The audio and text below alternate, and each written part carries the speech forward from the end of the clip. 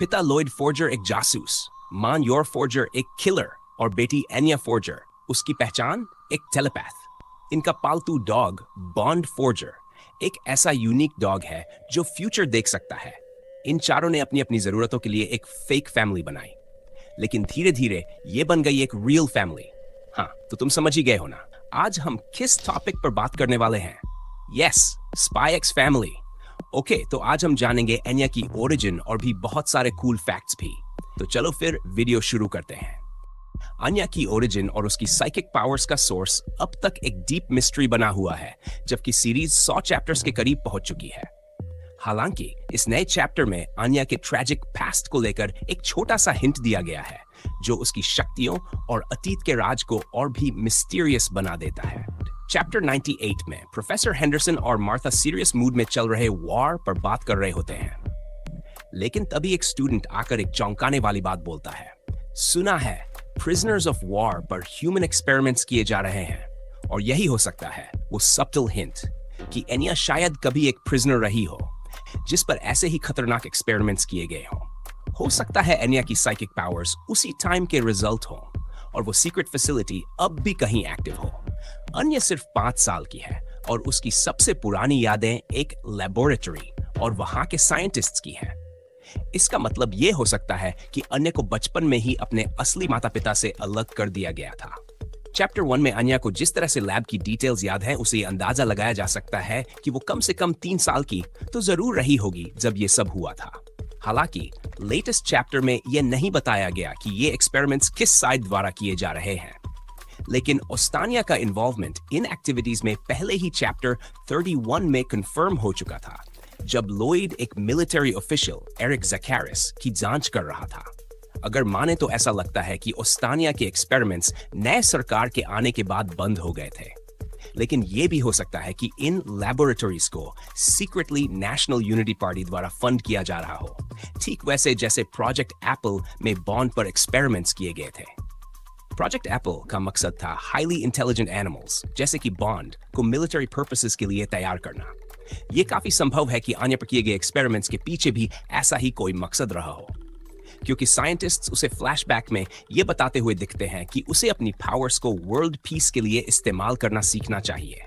अगर इन क्रूअल्टीज को world peace के नाम पर सही ठहराया गया था, तो यह ज्यादा दूर की बात नहीं होगी कि ओस्तानिया ने प्रिजनर्स ऑफ वॉर को सीक्रेटली इस मकसद के लिए कैद किया हो।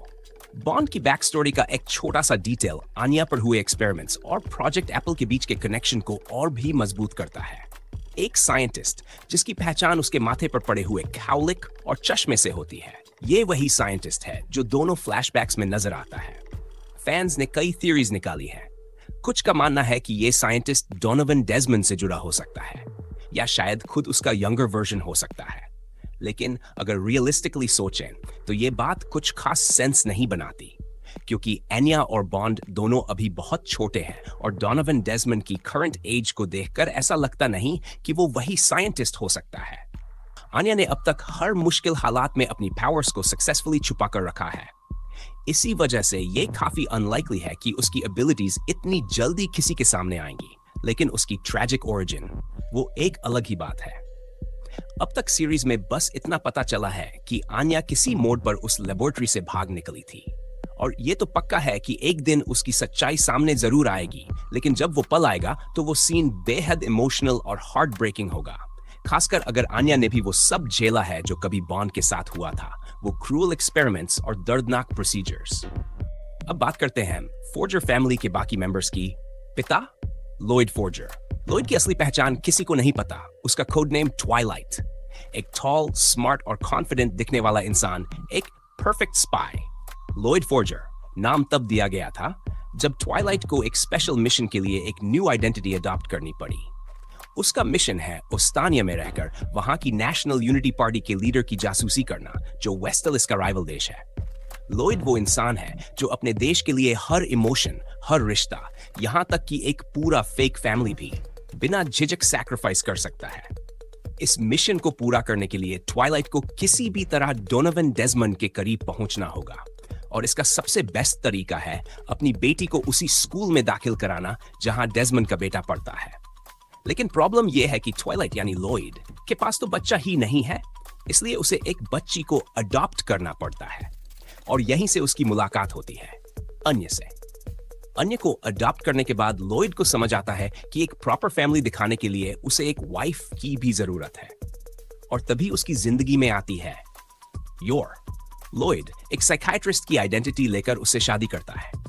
एक गवर्नमेंट एजेंट होने के नाते ट्वाइलाइट ने कई आइडेंटिटीज अपनाई हैं, लेकिन उनमें सबसे टफ साबित हुई एक पिता और एक पति की जिंदगी निभाना। अन्य की मां है योर फोर्जर। फैमिली में सबसे आखिरी में शामिल होती है योर। जब लॉयड अपनी फेक वाइफ के लिए बेस्ट कैंडिडेट ढूंढ रहा होता है, तभी उसकी मुलाकात होती है योर से और मिलते ही उसे महसूस होता है she is just perfect for the role.